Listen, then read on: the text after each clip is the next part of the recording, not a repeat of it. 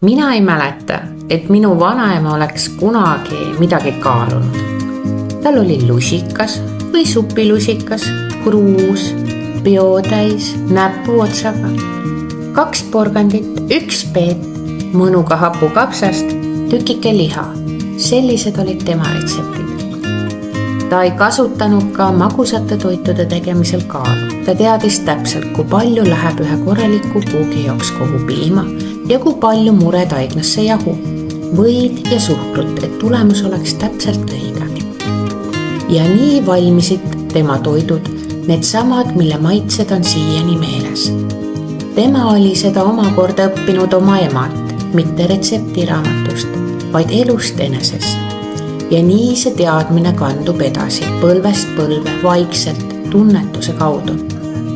Mulle nii meeldib süüa teha ilma kaaluta. See on vabadus, midagi, mida ei õpeta ükski retsept. See oskus ei tule üleöö, see tuleb ajaga, katsetades, eksides, maitstes. Ühel hetkel sa lihtsalt tead, kui palju lisada, millal segada, millal on õige.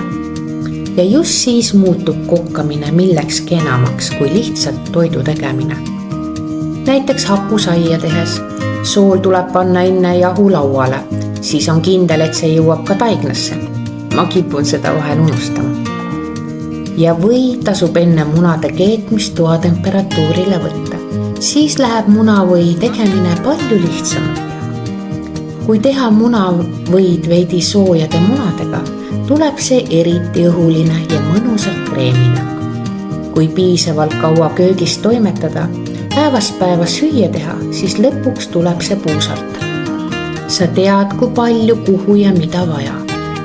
Kuidas küpsetab su ahi ja kui kaua peab 1 päts saia seal sees olema. Võib-olla ongi see päris kokkamine, mitte täpsus grammides, vaid julgus usaldada iseennast.